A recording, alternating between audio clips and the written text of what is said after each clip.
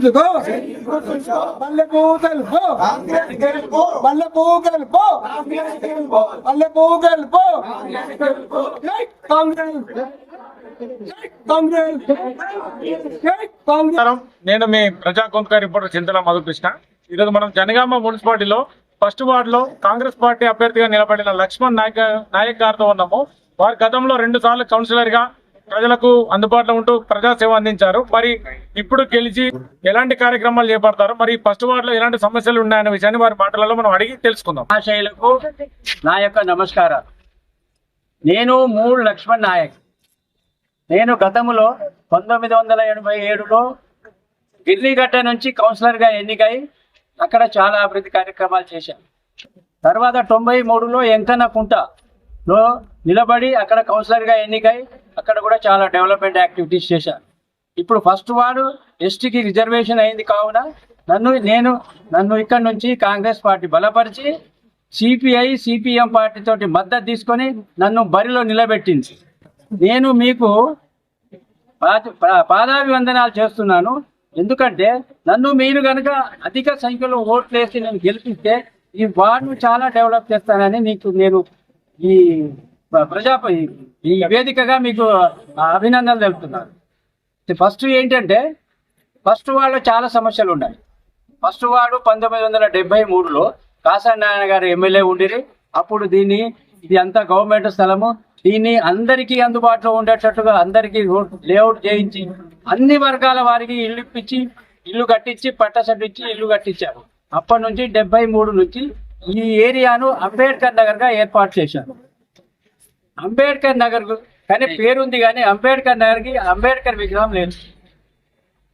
ఈ కూడలిలో పెద్ద అంబేద్కర్ విగ్రహాన్ని ఏర్పాటు చేసి దాన్ని అంబేద్కర్ పార్కుగా అభివృద్ధి చేసి ఈ అంబేద్కర్ యొక్క నగరాన్ని అంబేద్కర్ నగర్గా తీర్చిదిద్దుతాం. నేను నా వాల్ పోస్టర్లో కూడా అందరి పేర్లు వేసుకున్నారు కానీ అందరి బొమ్మలు వేసుకున్నారు కానీ నేను మాత్రం అంబేద్కర్ గారి బొమ్మను అంబేద్కర్ గారు దీవిస్తున్నట్టు వాటిని దీవిస్తున్నట్టు జనాలను దీవిస్తున్నట్టు మీరు ముందుకెళ్ళండి అని అంబేద్కర్ గారి యొక్క బొమ్మను నేను వేసుకొని నేను వాడ గల్లీ తిరుగుతున్నాను. మీరందరూ నన్ను సహకరించాలి. ఈ వార్డు పారిశ్రామిక వాడ, అలాగే ఇది మురికి వాడ. ఇక్కడ అన్ని రకాల కులాలు అన్ని రకాల మతాల వారు నివసిస్తున్నారు. అయితే ఈ వార్డులో సమస్యలు చాలా ఉన్నాయి. నాకంటే ముందు నేను 1987లో అక్కడ ఉన్నప్పుడు ఇక్కడ సోమయ్య గారు బాల సోమయ్య గారు కౌన్సిలర్గా ఉండిరి. వారు నేను కలిసి పనిచేశాము. అప్పుడు ఇది చాలా పెద్దవాడు. అప్పుడు ఆయన డెవలప్ చేసిన యాక్టివిటీస్ ఎక్కడో మూలకు పోయేది. ఇప్పుడు అటువంటి వార్డు ఇప్పుడు 4 వార్డులుగా విభజించబడ్డాయి. దాని తర్వాత 3-4 కౌన్సిలర్లు వచ్చారు. ఏ పని చేసినా ఈ వార్డులో ఏ పని చేసినా కాంగ్రెస్ ప్రభుత్వం ఉన్న పనులే ఉన్నాయి కానీ గత 11 సంవత్సరాల్లో కౌన్సిలర్లు అయిన ప్రభుత్వం వచ్చిన తర్వాత ఎలాంటి డెవలప్మెంట్ జరగలేదు. ఇక్కడ పారిశ్రామిక వాడకు 50 ఎకరాలకు భూమి కేటాయించారు. పారిశ్రామిక వాడలేదు, మురికి వాడగానే మిగిలి ఉన్నది. కోళ్ల ఫారం ఇచ్చారు. అప్పుడు మన నర్సయ్య గారు ఉండిరి సమితి ప్రెసిడెంట్గా. వారు ఇక్కడ కోళ్ల పరిశ్రమ కోసం అన్ని కులాల వారికి అన్ని వర్గాల వారికి కోళ్ల పరిశ్రమకు 650 గజాల ప్లాట్లు చేసి కోళ్ల పరిశ్రమను అభివృద్ధి చేశారు. కానీ ఇప్పుడు ఆ కోళ్ల పరిశ్రమ కనుమరుగైపోయింది. దాని తర్వాత ఇక్కడ పాల శీతలీకరణ కేంద్రం లేకుండే. పాల శీతలీకరణ కేంద్రం ఆలయంలో ఉండే. అటువంటి దాన్ని మన మంత్రి గారు పొన్నాల లక్ష్మయ్య గారు ఆ పాల శీతలీకరణ కేంద్రాన్ని ఈ అంబేద్కర్ నగర్లోనే ఉండేటట్టు నిర్మాణం చేయించారు. ఇక్కడ పాల శీతలీకరణ కేంద్రం ఉంది. దాని తర్వాత అందరికీ అందుబాటులో ఉండేటట్టుగా గవర్నమెంట్ స్కూలు సాంఘిక సంక్షేమ పాఠశాల, ఆ పాఠశాల కూడా ఈ వార్డులోనే ఉన్నది. అలాగే అన్ని కార్మికులకు సంబంధించిన అందరి ఇండ్లు ఈ వార్డులోనే ఉన్నాయి. ఈ వార్డులో గత కౌన్సిలర్ విజయ్ గారు సాధ్యమైనంత వరకు పనిచేశారు. ప్రభుత్వం మనది కాకుండా చైర్మన్ మనవాళ్ళు కాకుండా ఆయన పోరాటం చేసి ఈ వార్డుకు కావలసినంత అభివృద్ధి చేశారు.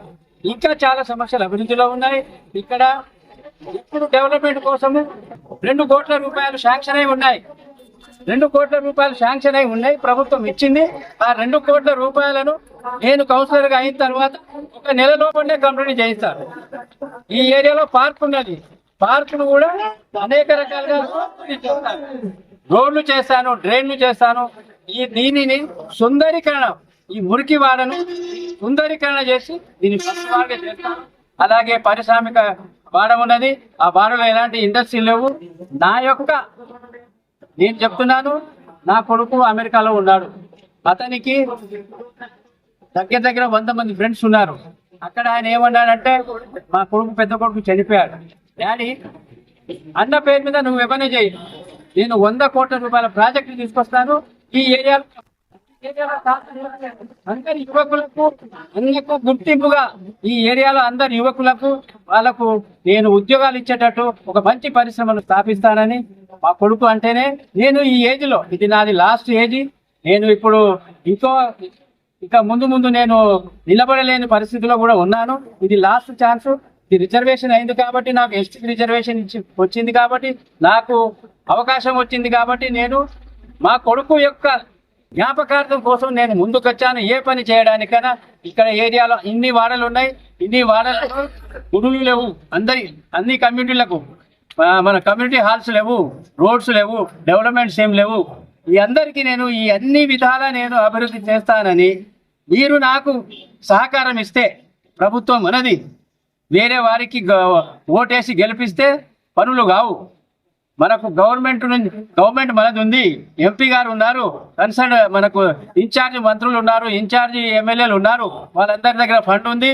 మా డిసిసి మేడం ఉన్నది, ధనవంతి గారు, వారి దగ్గర కూడా అమౌంట్ ఉంటుంది. అందరికీ అందుబాటులో ఉండేటట్టు ఇక్కడ ఇండ్లు లేవు, అన్ని కులాల వారికి ఇండ్లు లేవు, ఇంద్రమ్మ ఇల్లు లేవు. ఇంద్రమ్మ ఇల్లు కట్టిస్తాను. జాగలు ఉన్నాయి వారికి, జాగలు ఉన్న వారికి అందరికీ ఇంద్రమ్మ ఇల్లు ఇప్పిస్తాను. జనగాం మొత్తంలో ఎక్కడ లేవు మురికివాడలు, అంబేద్కర్ నగర్లోనే మురికివాడలు ఉన్నాయి. కాబట్టి జనగామలో వచ్చే అధిక సంఖ్యలో వచ్చే ఇండ్లను నేను ఫస్ట్ వాళ్లకు నేను పోరాటం చేసి ఎంపీ గారి ద్వారా, మంత్రి గారి ద్వారా, మా డిసిసి ప్రెసిడెంట్ ద్వారా, ఇన్ఛార్జి ఎమ్మెల్యే గారి ద్వారా నేను అన్ని తీసుకొచ్చి ఫస్ట్ వాడిని అభివృద్ధి చేస్తానని అన్ని రకాలుగా, ఒకే రకం కాదు. మీకు హాస్పిటల్లో ఉన్నా, పంచాయతీలు ఉన్నా, పోలీస్ స్టేషన్లు ఉన్నా, దవాఖానలు ఉన్నా, అన్నిటికీ మీరు ఇట్లా బటన్ ఉత్తంగానే కరెంట్ వెలిగినట్టు మీ ఇంటి ముందు ఉంటాను. నేను నా వార్డు కూడా ఫస్ట్ వార్డులోనే ఉన్నది, నేను మీకు అందుబాటులో ఉంటాను. ఇంతకుముందు నేను చాలా పనులు చేశాను, నాకు మున్సిపాలిటీలో చాలా సర్వీస్ ఉన్నది, చాలా పనులు చేసే అది నా యొక్క ఇది ఉన్నది, నాకు అనుభవం ఉన్నది. నేను అన్ని విధాలా నేను పనులు చేస్తాను. మీరు మాత్రం నన్ను దయచేసి, ఈ లాస్ట్ ఛాన్స్ నాది, మంచి ఛాన్స్ మీది. ప్రభుత్వంలో ఉన్నాము, మీరు నన్ను గెలిపిస్తే అన్ని రకాలుగా ఇంద్రమ్మ ఇండ్లు అనుకోండి, డబుల్ రూమ్ బెడ్రూమ్ అనుకోండి, ట్రైన్స్ అనుకోండి, మన రోడ్లు అనుకోండి, ఇంకేమైనా ఉన్నా కూడా నేను అన్ని రకాలుగా మీకు ముందు ఉండి నేను డెవలప్ చేస్తానని నేను దేవుని మీద ప్రమాణం చేసి చెప్తున్నాను. ఎందుకంటే వయసులో పెద్దనే తమ్ముళ్ళు, అక్కలు, చెల్లెళ్ళు, కోడళ్ళు, ఇక నాకు అమ్మలు ఎవరు లేరు, కానీ బిడ్డల లెక్క, కోడళ్ళ లెక్క అందరూ ఉన్నారు. మీరందరూ దీవించి నన్ను కనుక నా గుర్తు 2వ క్రమ సంఖ్య చెయ్యి గుర్తుకు ఓటేసి అధిక సంఖ్యలో ఓట్లేసి మీరందరూ నన్ను గెలిపిస్తే, శ్రమ అనుకోకండి, ఒక రోజు నా గురించి మీరు శ్రద్ధ తీసుకోండి, పాటు పడండి, నన్ను గెలిపించండి. మీ అందరి సమస్యలు నేను తీరుస్తానని మీకు నేను హామీ ఇస్తున్నాను.